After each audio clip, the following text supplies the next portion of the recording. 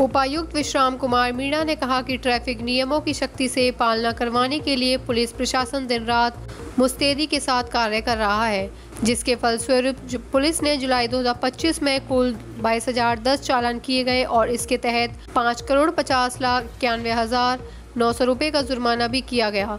इतना ही नहीं, ट्रैफिक नियमों की उल्लंघना करने पर 19 स्कूलों बस के भी चालान किए गए हैं। उपायुक्त विश्राम कुमार मीणा ने कहा कि ट्रैफिक नियमों की पालना करवाने के लिए कुरुक्षेत्र जिले को विभिन्न जोन में विभाजित किया गया, जिसमें ईस्ट, वेस्ट और हाईवे शामिल हैं। इन जोनों में यातायात पुलिस की पीसीआर, राइडर व अन्य यातायात पुलिस दिन रात कार्य कर रही है। उन्होंने कहा कि पुलिस ने कुल 22,010 चालान किए हैं और इन वाहन चालकों पर 5,50,91,900 रुपये का जुर्माना किया है।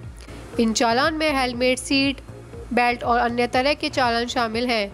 उन्होंने कहा कि यातायात पुलिस ने ओवर स्पीड के 12,428 चालान, बिना हेलमेट के 1,293 चालान, बिना सीट बेल्ट के 68 चालान, गाड़ी चलाते हुए मोबाइल का प्रयोग करने पर 20 चालान, शराब पीकर गाड़ी चलाने पर 120 चालान, लेन चेंज के 1,726 चालान किए गए हैं। उन्होंने कहा कि इसी प्रकार ट्रिपल राइडिंग 1,322 चालान, गलत साइड ड्राइविंग के 149 चालान, गलत स्थान पर पार्किंग के 363 चालान, नियमों की पालना न करने पर स्कूल बसों के 19 चालान, हाई सिक्योरिटी नंबर प्लेट न होने पर 349 चालान, रेड एवं ब्लू लाइट के 10 चालान व अन्य 1968 चालान किए गए हैं। उन्होंने आमजन से अपील करते हुए कहा कि गाड़ी चलाते और पार्किंग करते समय नियमों की पालना करें ताकि दुर्घटनाओं पर रोक लगाई जा सके। अगर कोई व्यक्ति ट्रैफिक नियमों की उल्लंघना करेगा तो उसे किसी भी सूरत में बख्शा नहीं जाएगा। अगर कोई व्यक्ति ट्रैफिक नियमों की उल्लंघना करेगा तो उसे किसी भी सूरत में बख्शा नहीं जाएगा। स्वच्छ हरियाणा मिशन के तहत जो माननीय मुख्यमंत्री जी के पूरे हरियाणा के सभी शहरों को स्वच्छ करने के लिए एक मुहिम छेड़ी है, जिसका नारा है हर गली, हर मोहल्ला, हर मकान स्वच्छ हरियाणा की पहचान। उसी कड़ी में आज हमने हमारे जो अधिकारी थे उन सब की बैठक ली है।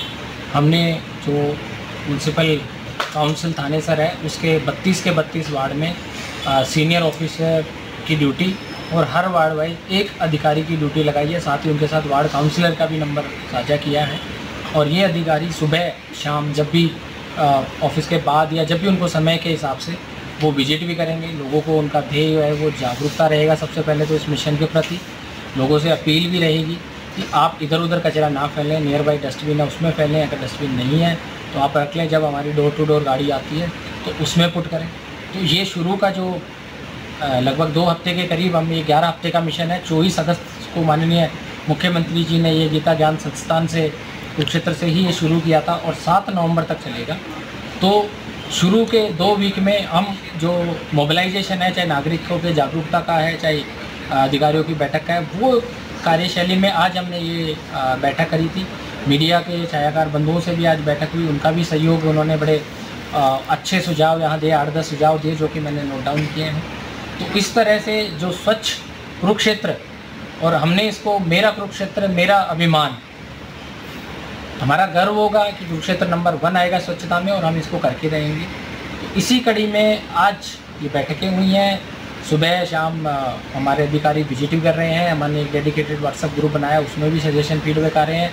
स्वच्छता ऐप और जो अर्बन लोकल बॉडीज़ की ई समाधान ऐप है, दोनों पे नागरिकों से भी अपील है कि वो उस पर अपने ग्रीवेंसेस डालें ताकि हमारी टीम उसका रिस्पॉन्स कर सके।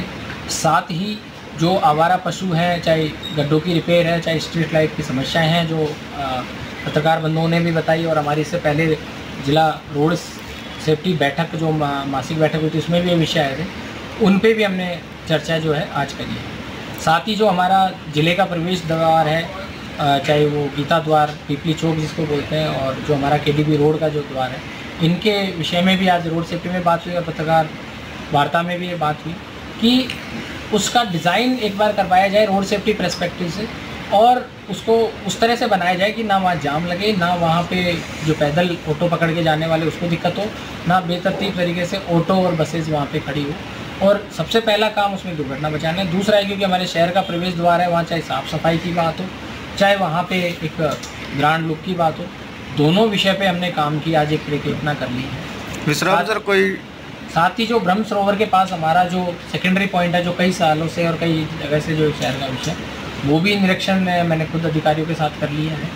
हमारे जिला नगर आयुक्त भी उस पर एक बार काम कर रहे हैं, हमने उसकी कार्य रेखा बना ली है। मुझे उम्मीद है कि इस 11 हफ्ते का जो मिशन है, इसमें हम उस जो पॉइंट है उसको हम ख़त्म करके रहेंगे और उसकी जगह वहाँ चाहे उसका सौंदर्यकरण हो, चाहे वहाँ पार्किंग की व्यवस्था हो, वो हम करेंगे।